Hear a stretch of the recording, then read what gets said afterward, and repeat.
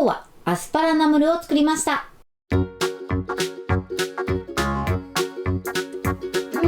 んにちは、料理研究家のゆかりです。このチャンネルはいろんな料理のレシピ、そして役立つ情報をご紹介していくチャンネルです。ぜひチャンネル登録して楽しんでみてください。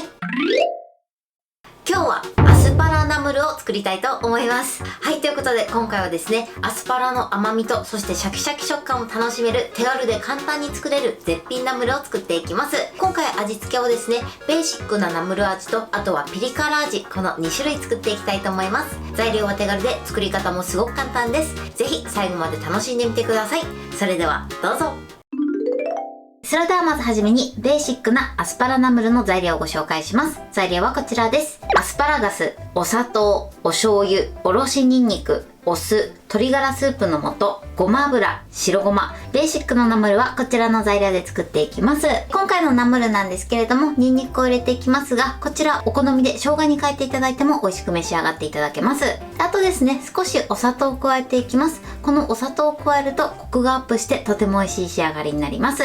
それでは続いてピリ辛味の材料をご紹介していきます。材料はこちらです。アスパラガス、お砂糖、めんつゆ、お酢、チリペッパー、おろし生姜、ごま油、白ごま。ピリ辛味はこちらの材料で作っていきます。まずね、ピリ辛味にはチリペッパーを入れていきたいと思います。こちらの量に関しましてはお好みで OK です。あるいはですね、一味唐辛子でもいいかなと思います。そして使うめんつゆなんですが、今回は2倍濃縮を使っていきます。こちら3倍濃縮、4倍濃縮とね、いろいろあると思うんですけれども、その場合は味を見ながら調整してみてください。ということで、早速こちらの材料で作っていきます。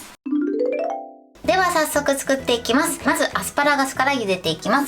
で、茹でる前にですね、こちら根元の部分をだいたい 5mm から 1cm ほど切り落としてください。この部分は乾燥してたりね、あと硬い部分なので、こちらは処分してください。アスパラガスはこのね、根元の部分がとても硬いので、この根元の部分の皮をピーラーで剥きたいと思います。で、どこまでね、ピーラーで剥くかの目安なんですけれども、軽くこのように曲げた時に、一番ね、こう曲がってる部分ですね、ここの部分、ここら辺までね、皮を剥きます。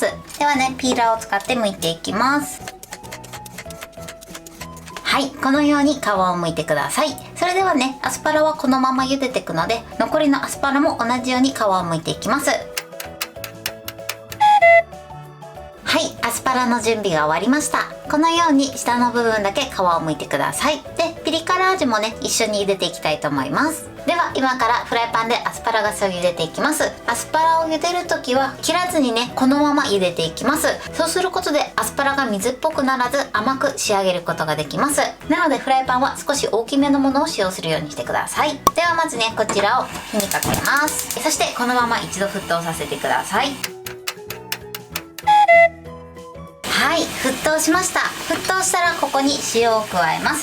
で、こちらのアスパラなんですけれども、この皮を剥いた根元の部分ですね、こちらは30秒多く茹でていきます。で、その後ですね、全部アスパラを入れて最後は蒸し茹でしていきます。ではまずね、最初に根元の方だけ入れます。この時ね、やけどしないように注意してください。で、このまま30秒茹でましょう。手がフライパンの上に行くと蒸気がかかって熱いので、手はね、フライパンの外に出すようにしてください。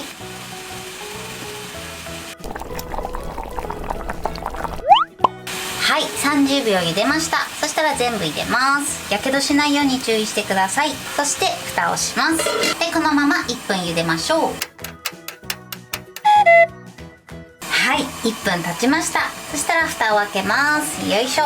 綺麗な緑色になってますね。そしたら取り出しましょう。で、アスパラはね、あんまり茹ですぎると栄養分もね、流れ出てしまうので、さっと茹でるようにしてください。それではピリ辛味も同じように茹でていきます。はい、アスパラが茹で終わりました。ではこのまま触れるぐらいになるまで粗熱を取ってください。それでは味付けの調味料を合わせていきます。まずね、ベーシックな方から作っていきます。器にお醤油、そして鶏ガラスープの素、お砂糖、そしてお酢を加えます。まずこれをよく混ぜましょう。はい、で軽く混ぜたら一度こちらを電子レンジ 600W で10秒加熱します。はい、加熱しました。で、加熱したらもう一度よく混ぜてください。はい、OK です。鶏ガラスープの素がきれいに溶けるまでしっかり混ぜるようにしてください。そしてここにニンニク、あとはごま油を加えます。そしてまたよく混ぜてください。はい、これで OK です。では続いてピリ辛味のタレを作っていきます。まず器にお酢、そしてめんつゆ、あとはお砂糖を加えます。そしてよく混ぜましょう。そしてこちらも同様に一度電子レンジ 600W で10秒加熱します。はい、加熱しました。そしたらもう一度よく混ぜます。お砂糖のシャリッという感じがなくなれば OK です。それではここにおろし生姜、そしてチリペッパー、あとはごま油を加えます。そしてよく混ぜましょう。ピリ辛味の準備はこれで OK です。それでは続いてアスパラを切っていきます。アスパラはね、斜めに切っていきます。そうすると味が馴染みやすくなります。ではね、切っていきます。厚みはね、お好みで OK です。だいたい1センチ幅ぐらいがおすすめです。はい、こんな感じです。このようにアスパラを切ってください。それでは残りも同じように切っていきます。はい、OK です。アスパラはこのように斜め切りしてください。そしてピリ辛味も同じように切りましょう。ちょっとね、水分がまだついてるので、軽くキッチンペーパーで水分を拭き取ってください。はい、アスパラの準備はこれで OK です。では作っておいたこちらのタレとアスパラを和えていきます。この中にアスパラを入れましょう。そして白ごまを加えます。アスパラ全体にタレを絡めてください。はい、こんな感じです。ではこちらはこのままだいたい5分ほど味をなじませてください。続いてピリ辛味です。ピリ辛味もこちらにアスパラを入れます。白ごまも加えます。そして和えてください。はい、ピリ辛味はこれで OK です。こちらも同じように5分ほど味をなじませてください。はい、5分経ちました。こんな感じで美味しそうに仕上がってます。はい、これでアスパラナムルの完成です。こんな感じに仕上がりました。こちらがベーシックなアスパラナムルです。そしてこちらがピリ辛ナムルです。このようにね、どちらも色鮮やかで美味しそうに仕上がってます。これで完成です。それでは早速いただきたいと思います。ではまずね、ベーシックなナムルからいただきます。では、いただきます。おいしい。アスパラがすごく甘いですね。そして食感がシャッキシャキです。美味しい。で、切り方をね、斜めにしてるので味もしっかりと染み込んでます。根元の部分もすごく柔らかいですね。では続いてピリ辛味もいただきます。いただきます。この後から来るプリッと感がいいですね。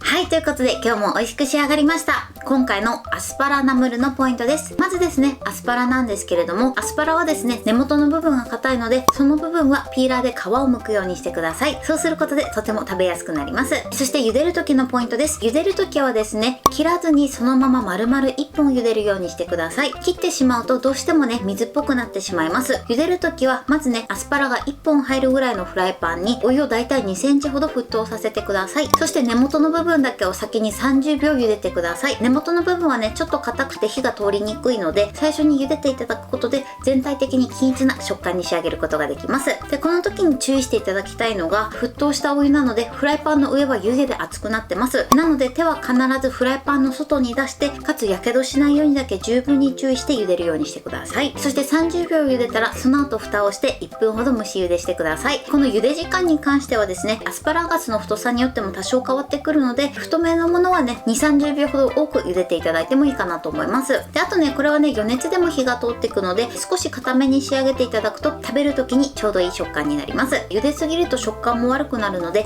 茹ですぎには注意してください。そして茹で上がった後のアスパラなんですけれども、冷水などに冷やさずにそのまま粗熱を取ってください。そして粗熱を取っている間にナムルのタレを作って、そしてタレを作り終わった頃にちょうどいい温度になってると思うので、そしたら斜め切りにしてください。このようにね、斜め切りにしていただくことで味が染みやすくなります。そして切った後はね、少し水分が出るので、その水分は必ずキッチンペーパーで拭き取ってから和えるようにしてください。で、今回はベーシックなものと、あとはピリ辛味、この2つを作りました。両方とても美味しいので、ぜひ作ってみてください。はい、ということで今日はアスパラナムルを作りました。私のチャンネルでは他にもたくさんいろんな動画を配信してます。ぜひチャンネル登録して楽しんでみてください。そして Twitter、インスタ、Facebook、TikTok こちらにもいろいろアップしていますので、ぜひいいね、フォロー、シェアしていただけたら嬉しいです。よろしくお願いします。ということで今日はこの辺で終わりたいと思います。本日も最後までご視聴いただきありがとうございました。ぜひグッドボタンもよろしくお願いします。それではまた次回の動画でお会いしましょう。バイバイ。